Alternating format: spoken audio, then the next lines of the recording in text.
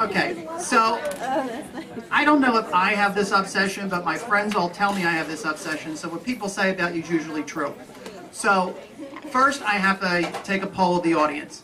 How many people here, when you were about 10 years old, played in your mother's bedroom while she laid in the bed and pretended to be dead, waiting for the funeral director to come pick her up? Did anybody do that when they were young? Anybody? That's what I did when I was 10. I don't know why, I don't know how it started, but it did.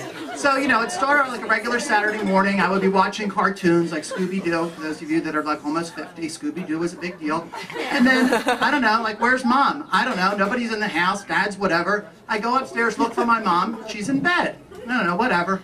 So she was probably in her mid-50s, so I'm like, I just one day said, hey Mom, why don't you pretend you're dead? I'll be the funeral director, I'll knock on the door and I'll bring him over to where you are, okay? And my mom said, all right. And that's what, she was a smoker, all right, Matthew. So that's what she did. My mom would do anything for me. She was like 100% Italian, anything for her little baby son, because I'm the youngest one. She was great.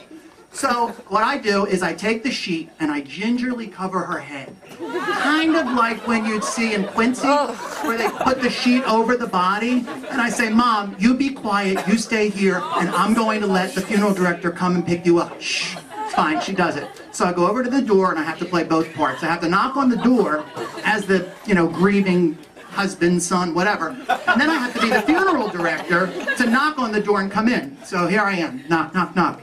Who is it? It's Vince, the funeral director. Oh, Vince! I open the door.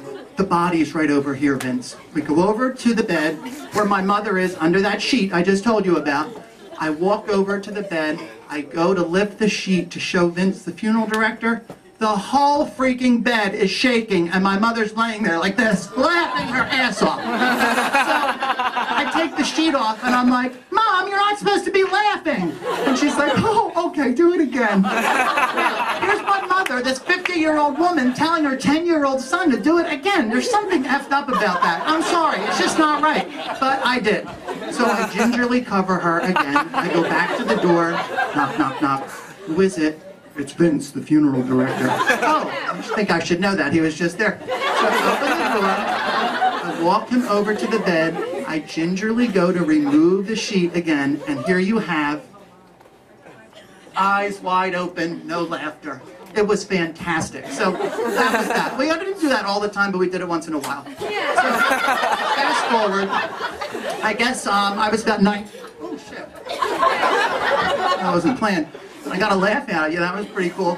So then I'm about 19 or 20, and my dad passes away. Yeah, it was pretty sad. So he dies, and we go to the funeral home, and who's there? Vince, the funeral director. Okay, fine. So I go with my mom and my older brother, who's kind of worthless. Oh, are these things taped? These are taped, aren't they? So my really nice brother and I go to the funeral home. And I don't know, some of you probably have planned funerals, and they give you like a menu, and they have to tell you by law how much everything costs. They just can't say, you know, it's 15 grand, give me a check and leave. They have to tell you how much everything is. So the first thing is they had on their hairdressing, $75. And my dad was bald, you know, apple doesn't fall far from the tree.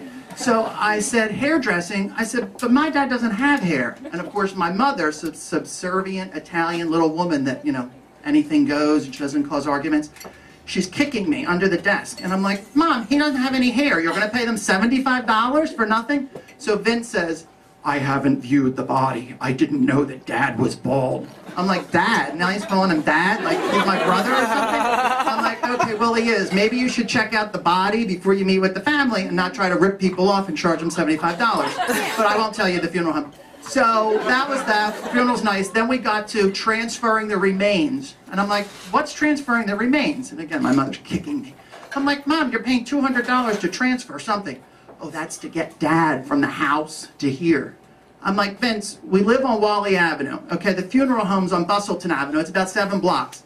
If I knew you were going to charge my mom $200 to bring my dad here, we could have thrown him in the back of our own station wagon with the black dark windows and just brought him here ourselves. But that was fine. So my mom paid for it. Long story short, the rest of my life, I just went to funerals with my parents. I kind of liked them. I liked the music. I kind of got a little bit obsessed with going to funerals. And then when I was in college, a friend of mine had friends that owned a funeral home, and when they wanted to go away for the weekend, they would ask her to babysit the funeral home to answer the phone in case people called. So we would have these big parties. People would bring kegs, we'd have all this fun. People would get in the casket, lay in the caskets, get it on, all kinds of fun stuff. Really had a super time. And we had this one game that I'll tell you quickly because I don't want to go over the time limit. We had this one game where if you could lay in the casket and somebody could come up and say a Hail Mary and an Our Father and you didn't laugh, then that person that was in the casket would get drinks at the bar the next week. So that was really fun. Then, one day we're out, and people are telling all these stories, and they're showing pictures of their family, and they're showing all these, like, oh, this is my niece, this is my grandmother, this is whatever. Well, I take my smartphone out, and I show a picture, and people, like, jump back, like, oh my God. I'm like, what's the matter? They said, that's a person in a casket. I'm like, well, I know, it was my mom's funeral. Doesn't she look great? But, I don't know, it didn't go over too well, so I didn't show that picture again. A couple of years ago, 2010, my brother and I were at the nursing home where my mother had lived for 8 years. My brother and I are there after she had passed on. It was very sad. And we were waiting for the pickup. So as we're sitting there, just kind of like, you know, chatting, everything's cool, we get a knock at the door. I walk over to the door, and I said, who is it? I opened the door. Guess who it was? Vince from the funeral home. Whisked her out of there, had a beautiful funeral. Thank you.